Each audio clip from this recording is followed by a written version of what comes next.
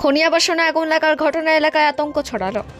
রবিবার বেলা 10টা নাগাদ ঘটনাটি ঘটে বৈদ্যনাথপুর পঞ্চায়েতের পাণ্ডবেশ্বর খনি আবাসন এলাকার। ঘটনা সূত্রে জানা যায়, প্রকাশ দাস নামে জৈনিক ব্যক্তি আবাসনে তালা দিয়ে বাজার গিয়েছিলেন। সেই সময় তার আবাসনে আগুন লাগায় ঘটনাটি ঘটে। প্রতিবেশীরা ফোন করে প্রকাশবাবুকে আগুন লাগার খবর দেন। তিনি ফিরে এলে স্থানীয়রা জল ঢেলে আগুন নেভানোর কাজ শুরু করে। বেশ কিছুক্ষণ পর আগুন নিয়ন্ত্রণে আসে।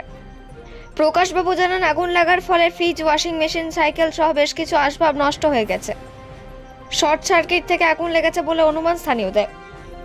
অন্ডাল থেকে জিৎ মিসা, রিপোর্ট নিউজে। অনুমান করা যাচ্ছে যে ওই শর্ট সার্কিট থেকেই হয়েছে। আচ্ছা, কি কি পুড়ে গেছে?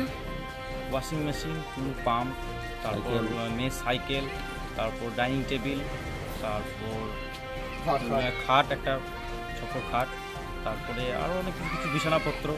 আচ্ছা, কি করে জানলেন যে বাড়িতে আগুন লেগেছে? আমি দোকানে গিয়েছিলাম, সেই টাইমে আমাকে পাশের বাড়ি থেকে ফোন করছিল যে বাড়ি থেকে ধোঁয়া উঠছে। তারপর ওই দোকান থেকে বাইরে কেউ ছিল না? বাইরে ছিল, কিন্তু ওনারা তো বুঝতে পারছে না যেহেতু বন্ধ ছিল ওটা। আচ্ছা, তো তারপরে যখন আমি এলাম তখন দেখলাম ওগুলো জ্বলছে। আচ্ছা, মোটামুটি বাজার মূল্য আনুমানিক কত টাকা ক্ষতি হলো? আনুমানিক 30-35 হাজার টাকার মতন হবে। কি নাম আপনার? প্রকাশ দাস।